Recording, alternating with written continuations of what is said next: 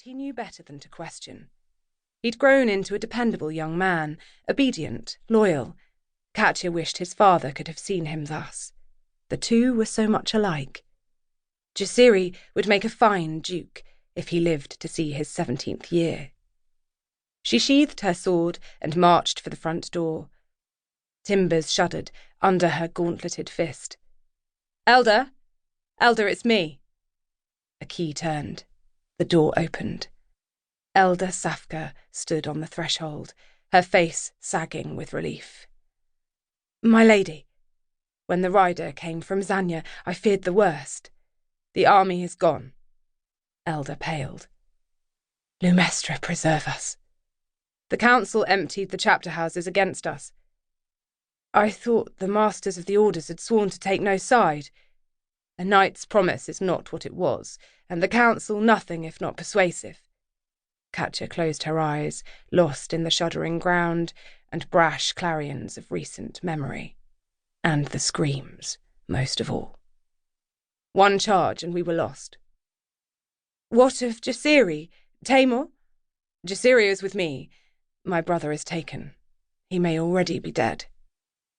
Either way, he was beyond help. "Is Calenne here?" "Yes, and ready to travel. I knew you'd come.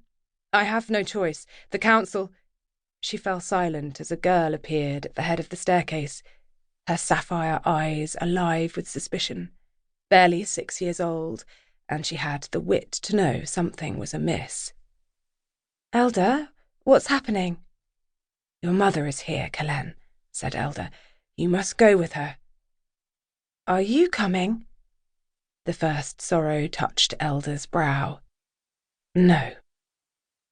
Calenne descended the stairs, expression still heavy with distrust. Hachette stooped to embrace her daughter. She hoped Calenne's thin body stiffened at the cold and wet, and not revulsion for a woman she barely knew. From the first, Hachette had thought it necessary to send Calenne away, to live shielded from the council's sight. So many years lost. All for nothing. Hachette released Calenne from her embrace and turned wearily to Elder. "Thank you for everything." The other woman forced a wintry smile. "Take care of her." Hachette caught a glint of something darker beneath the smile. It lingered in Elder's eyes, a hardness. Another friendship soured by folly? Perhaps. It no longer mattered. "Until my last breath. Calenne?" The girl flung her arms around Elder. She said nothing, but the tears on her cheeks told a tale all their own. Elder pushed her gently away. "You must go, dear heart." A clarion sounded, its brash notes cleaving through the clamour of the storm. An icy hand closed around Hachette's heart. She'd run out of time. Elder met her gaze. Urgency replaced sorrow. "Go, while you still can." Hachette stooped and gathered Calenne. The girl's chest shook with thin sobs, but she offered no resistance.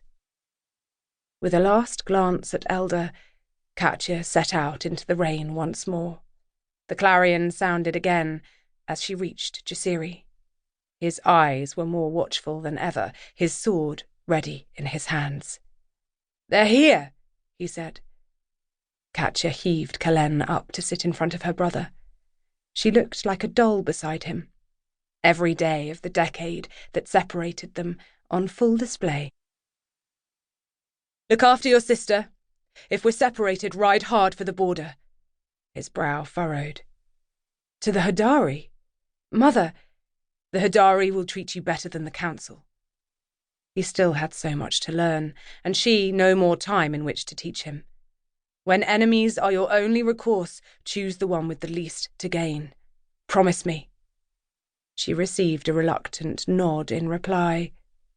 Satisfied, Hachette clambered into her saddle and spurred west along the broad cobbles of Highgate. They'd expect her to take refuge in Branghall Manor, or at least strip it of anything valuable ahead of the inevitable looting, but the western gateway might still be clear.